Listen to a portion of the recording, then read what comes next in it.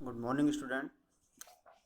बेटा, पिछले वीडियो के अंदर हमने सुभद्रा कुमारी चौहान की जो कविता थी झांसी की रानी, वो पाठ आपका पूरा करवा दिया था।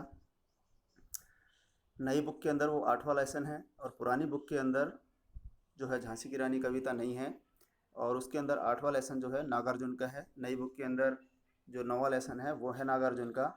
तो आज हम आपका जो 9वां पाठ है कवि नागार्जुन का वो शुरू करवा रहे हैं।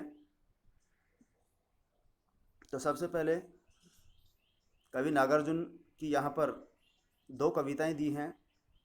एक है कल और आज और दूसरी है उषा की लाली। तो उन कविताओं को पढ़ने से पहले हम उनके जीवन परिचय के बारे में बात करते हैं कि कवि नागार्जुन जो हैं, उनका जन्म, उनकी मृत्यु, उनकी महत्वपूर्ण जो रचनाएं हैं, इनके बारे में बात करते हैं। तो जीवन परिचय देखते हैं सबसे पहले। तो देखिए, कवि नागार्जुन का जन्म जो है वो 1911 ईस्वी के अंदर हुआ और मृत्यु 1998 ईस्वी। तो जन्म कब हुआ? सन 1911 ईस्वी में, और मृत्यु नागार्जुन की 1998 ईस्वी के अंदर हुई। हिंदी और मैथिली के अप्रतिम लेखक और कवि नागार्जुन का जन्म बिहार राज्य के दरभंगा जिले के सतलखा गांव के अंदर हुआ। तो कौन कौन सी भाषा के लेखक थे ये? हिंदी भाषा के और मैथिली भाषा। तो अपनी रचनाएं इन्होंने हिंदी भाषा में और मैथिली भाषा में लिखी हैं। और इनका जो जन्म है वो बिहार राज्य के दरभंगा जिले के सतलखा गांव के अंदर इनका जन्म हुआ। तो हिंदी और मैथिली भाषा के लेखक कवि नागार्जुन का जन्म बिहार राज्य के दरभंगा जिले के सतलखा गांव में हुआ था। उनका मूल नाम वैद्यनाथ मिश्र था। मूल नाम यानी बचपन में जो माता पिता ने इनका नाम रखा था वो था वैद्यनाथ मिश्र। आरंभिक शिक्षा जो इनकी शुरुआती जो शिक्षा है वो संस्कृत पाठशाला में हुई, और फिर अध्ययन के लिए वे बनारस और कोलकाता गए। 1936 में लंका गए और वहीं बौद्ध धर्म में दीक्षित हुए। तो सन 1936 के अंदर ये कहाँ चले गए? लंका, यानी कि श्रीलंका चले गए, और वहाँ पर जाकर इन्होंने हिंदू धर्म को छोड़ करके और बौद्ध धर्म ग्रहण कर लिया, और तभी से इनका जो नाम है वो नागार्जुन पड़ गया। मूल नाम इनका वैद्यनाथ मिश्र था, लेकिन 1936 में जब ये श्रीलंका गए और श्रीलंका जाने के बाद जब वहाँ पर इन्होंने बौद्ध धर्म को ग्रहण कर लिया तो इनका नाम क्या पड़ गया? नागार्जुन पड़ गया। उन्होंने हिंदी साहित्य में नागार्जुन और मैथिली में यात्री उपनाम से रचनाएं की हैं। यानी कि हिंदी भाषा के अंदर जो इन्होंने रचनाएं लिखी वो नागार्जुन के नाम से, और मैथिली भाषा में जो रचनाएं लिखी वो यात्री उपनाम से लिखी हैं। नागार्जुन ने कविता के साथ साथ उपन्यास और अन्य गद्य विधाओं में भी लेखन किया है। उनका संपूर्ण कृतित्व नागार्जुन रचनावली के 7 खंडों में प्रकाशित है। तो उन्होंने जितनी भी अपनी जो रचनाएं लिखी हैं वो सारी रचनाएं जो हैं नागार्जुन रचनावली के 7 खंडों के अंदर वो प्रकाशित हो चुकी हैं। उनको हिंदी अकादमी, दिल्ली का शिखर सम्मान, उत्तर प्रदेश का भारत भारती पुरस्कार तथा बिहार के राजेंद्र प्रसाद पुरस्कार से सम्मानित किया गया है।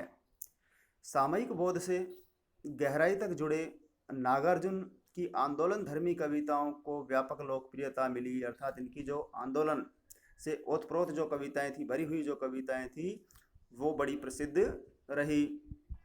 इनकी जो महत्वपूर्ण कृतियां हैं वो हैं युगधरा, सतरंगे पंखों वाली, हजार हजार बाहों वाली, तुमने कहा था, पुरानी जूतियों का कोरस, आखिर ऐसा क्या कह दिया मैंने, मैं मिलिट्री का बूढ़ा घोड़ा, तालाब की मछलियाँ, ओम मंत्र और भूल जाओ पुराने सपने। ये इनकी महत्वपूर्ण क्या हैं? रचनाएं हैं। कौन कौन सी? युगधरा, सतरंगे पंखों वाली, हजार हजार बाहों वाली, तुमने कहा था, पुरानी जूतियों का कोरस, आखिर ऐसा क्या कह दिया मैंने, मैं मिलिट्री का बूढ़ा घोड़ा, तालाब की मछलियाँ, ओम मंत्र, भूल जाओ पुराने सपने। ये इनके द्वारा लिखी गई क्या है? महत्वपूर्ण रचनाएं हैं। अब पाठ परिचय देखते हैं हम। नागार्जुन की कविता कल और आज। पहली कविता इनकी कौन सी दे रखी है इसमें? कल और आज। ग्रीष्म की घोर तपिश भरी द्रुहता के पश्चात वर्षा ऋतु के सहज और मन भावन आगमन का वर्णन करती है। तो जो कविता पहली दे रखी है कल और आज, तो ग्रीष्म ऋतु की घोर तपिश, तपिश का मतलब ताप, और द्रुहता का मतलब होता है कठिनाई, अर्थात ग्रीष्म ऋतु के अंदर गर्मी की वजह से जो कठिनाई होती है, उस कठिनाई के पश्चात वर्षा ऋतु के सहज और मनभावन आगमन का वर्णन है। यानी कि गर्मी के बाद में जब वर्षा ऋतु का आगमन होता है तो वो मन को बड़ा अच्छा लगता है, क्योंकि ग्रीष्म ऋतु के अंदर चारों तरफ गर्मी रहती है, ताप बहुत ज़्यादा रहता है, मिट्टी धूल उड़ती रहती है। लेकिन जब वर्षा ऋतु का आगमन आता है तो चारों तरफ पानी पानी हो जाता है, हरियाली छा जाती है, पक्षी जो हैं बड़े प्रसन्न होते हैं, और ऐसे वातावरण को देख करके मन जो है वो बड़ा प्रसन्न हो जाता है। ग्रीष्म ऋतु के हताश एवं उदासमुख कृषक, धूल स्नान करते पक्षी वृंद। तो ग्रीष्म ऋतु के अंदर जब गर्मी तेज पड़ती है, बरसात होती नहीं है, तो किसान जो है वो हताश और उदास रहता है। उसका मुख जो है कैसा रहता है? बिल्कुल उदास रहता है। धूल स्नान करते अर्थात धूल में नहाते पक्षी, सूखे खेतों का वीराना उजाड़पन, और बदरंग आसमान जहाँ एक और समाज के सोपान पर छूटे हुए अंतिम आदमी का प्रतिनिधित्व करता है, वहीं दूसरी ओर प्रकृतिगत चित्रण की सहजता को भी दर्शाता है। वर्षा ऋतु का आगमन परिवर्तन का संकेत है। तो वर्षा ऋतु का जो आगमन है वो किसका संकेत है? परिवर्तन का, क्योंकि ग्रीष्म ऋतु के अंदर मौसम जो है वो अलग रहता है, और जैसे ही वर्षा ऋतु आती है तो प्रकृति के अंदर क्या आ जाते हैं? परिवर्तन आ जाते हैं। चारों तरफ हरियाली छा जाती है, पानी हो जाता है, मौसम में भी थोड़ी जो गर्मी है वो कम हो जाती है, और जो चारों तरफ का जो वातावरण है वो मन भावन हो जाता है, मन को अच्छा लगने वाला हो जाता है। तो इसलिए वर्षा ऋतु का आगमन जो है वो परिवर्तन का संकेत है, अर्थात बदलाव का संकेत है। वर्षा के आगमन से प्रकृति रूपी सुकन्या नृत्य करती हुई प्रतीत होती है। तो जैसे ही वर्षा ऋतु का आगमन होता है, अर्थात वर्षा ऋतु आती है, तो प्रकृति रूपी जो कन्या है वो क्या करने लगती है? नाचने लगती है। ऐसा प्रतीत होता है कि प्रकृति रूपी कन्या जो है वो प्रसन्न होकर के नाचने लगी है। प्रकृति के समस्त उपादान भी उसका साथ देते प्रतीत होते हैं। ऋतु चक्र का अत्यंत सजीव अंकन इस कविता की विशेषता है। ठेठ देशज उपादानों का प्रयोग जो है मुग्धकारी है, अर्थात देशज, देशज का मतलब देसी जो उपादान हैं उनका प्रयोग किया गया है। भाषा की दृष्टि से नागार्जुन का ठेठ देसी अंदाज जो है वो भी क्या है? मनोरम है। दूसरी कविता है उनकी उषा की लाली। कौन सी कविता है दूसरी? उषा की लाली। उषा की लाली कविता में कवि नागार्जुन का प्रकृति प्रेम जो है वो सहज रूप में मुखरित हुआ है। शिशु रूप में उगते सूर्य की अप्रतिम छटा से कवि का मन अभिभूत हो जाता है। अर्थात कवि ने कहा है कि जब सूर्य उदय होता है तो उस समय कैसा लगता है? वो एक बच्चे के समान लगता है, और उगता हुआ जो सूर्य है वो बच्चे के समान क्या करता है? अप्रतिम छटा, अर्थात उसकी जो सुंदरता है उसको देखकर कवि जो है उसका मन जो है वो क्या हो जाता है? प्रसन्न हो जाता है। तो उगते हुए सूर्य को कवि ने किसकी तुलना की है? एक छोटे बच्चे से तुलना की है, अर्थात छोटे बच्चे के समान लगता है, और उसकी जो सुंदरता है वो मन को क्या कर देती है? प्रसन्न कर देती है। तथा उदय होते सूर्य की केसरी आभा जो कि हिमगिरी के स्वर्ण शिखर का आभास दे रही है। तो उदय होता जो सूर्य होता है उसकी जो केसरी रंग की किरणें हैं वो हिमगिरी अर्थात बर्फ़ के पहाड़ के ऊपर जब गिरती है तो बर्फ़ के पहाड़ की जो चोटियां हैं, शिखर, शिखर का मतलब चोटियां, चोटियां जो हैं वो ऐसी लगती हैं कि जैसे पर्वत जो है किसके बन गए हैं? सोने के बने हुए हैं।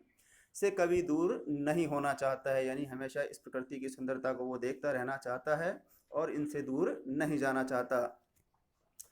अब हम उनकी कविता शुरू करते हैं। पहली जो कविता दी है कल और आज, इसके अंदर वर्षा ऋतु के बाद में ग्रीष्म ऋतु के बाद में वर्षा ऋतु के आगमन का क्या किया गया है? वर्णन किया गया है कि ग्रीष्म ऋतु में किस प्रकार से मौसम जो है वो बदरंग रहता है, किसान उदास रहते हैं, पक्षी जो हैं वो धूल के अंदर नहाते हैं, और किस प्रकार वर्षा ऋतु आती है और मनभावन प्राकृतिक दृश्य चारों तरफ दिखाई देने लगते हैं। तो देखिए क्या कहते हैं वो कि अभी कल तक गालियाँ देती तुम्हें हताश खेतीहर। खेतीहर का मतलब क्या होता है? किसान। अर्थात अभी कल तक ग्रीष्म ऋतु के उस मौसम के अंदर जो किसान हैं वो बिल्कुल कैसे थे, हताश थे। और ग्रीष्म ऋतु की हताशा की वजह से ही वो क्या दे रहे थे तुम्हें, गालियां दे रहे थे। किसको, मौसम को गालियां दे रहे थे। कौन दे रहे थे, किसान जो लोग हैं वो हताश होकर के, क्योंकि ग्रीष्म ऋतु में ताप बहुत ज़्यादा होता है, वर्षा होती नहीं है, मिट्टी सूख जाती है और वो अपनी फसल पैदा नहीं करते। इसलिए किसान जो है हताश होकर के मौसम को क्या दे रहा था, गालियां दे रहा था। अभी कल तक धूल में नहाते थे गौरैयों के झुंड। अभी कल तक, अर्थात अभी कल तक धूल में क्या नहा रहे थे, गौरैयों के झुंड। अर्थात गौरैया जो पक्षी है, उस गौरैया पक्षी के झुंड जो हैं वो धूल में नहा रहे थे, क्योंकि ग्रीष्म ऋतु के अंदर चारों तरफ धूल ही धूल थी। और इसलिए गौरैया पक्षियों के झुंड जो हैं वो उस धूल के अंदर नहा रहे थे। अभी कल तक, कब तक, अभी कल तक, यानी कि वर्षा ऋतु की आगमन से पहले ग्रीष्म ऋतु के अंदर गौरैया पक्षियों के जो झुंड है वो धूल के अंदर क्या कर रहे थे, स्नान कर रहे थे। पथराई हुई थी धनहर खेतों की माटी। धनहर अर्थात धन पैदा करने वाले, फसल पैदा करने वाली जो खेतों की मिट्टी थी वो कल तक क्या थी, अभी पथराई हुई, अर्थात पत्थर के जैसे कठोर हो गई थी, क्योंकि ग्रीष्म ऋतु के अंदर नमी सूख जाती है मिट्टी में से और गर्मी बहुत तेज़ पड़ती है। तो इसलिए खेतों की जो मिट्टी है, जो फसल पैदा करने वाली जो मिट्टी है, वो कैसी हो गई, बिल्कुल पत्थर के जैसी हो गई थी। कब तक, अभी कल तक, यानी कि वर्षा ऋतु के आगमन से पहले। और ग्रीष्म ऋतु के अंदर खेतों की मिट्टी बिल्कुल पत्थर के समान ठोस हो गई, कठोर हो गई थी। धरती की कोख में दुबके पड़े थे मेंढक अभी कल तक। और मेंढक जो हैं वो भी कहाँ दुबके पड़े थे, धरती की कोख में, क्योंकि ग्रीष्म ऋतु के अंदर गर्मी से बचने के लिए मेंढक जो हैं धरती में नीचे ही छिपे रहते हैं। और जैसे ही वर्षा ऋतु होती आती है, बरसात होती है, तो मेंढक बाहर आकर के टर्राने लग जाते हैं। लेकिन अभी कल तक, यानी वर्षा ऋतु के आगमन से पहले और ग्रीष्म ऋतु के अंदर मेंढक जो हैं वो धरती के अंदर क्या पड़े थे, दुबके हुए पड़े थे। उदास और बदरंग था आसमान। और आसमान जो है वो कैसा हो रहा था, बिल्कुल उदास और बदरंग, यानी कि कोई रंग नहीं था आसमान के अंदर, बिल्कुल साफ आकाश पड़ा हुआ था। और आकाश उदास था गर्मी की तपन की वजह से। और आकाश कैसा था, बिल्कुल बदरंग, कोई रंग उसके अंदर दिखाई नहीं दे रहे थे। तो बेटा आदि जो कविता है इस वीडियो में आपकी ये पूरी हो गई है। इससे अगली जो आदि कविता और दूसरी जो कविता है उषा की लाली, वो हम कल के अगले वीडियो में देखेंगे। आज के लिए धन्यवाद।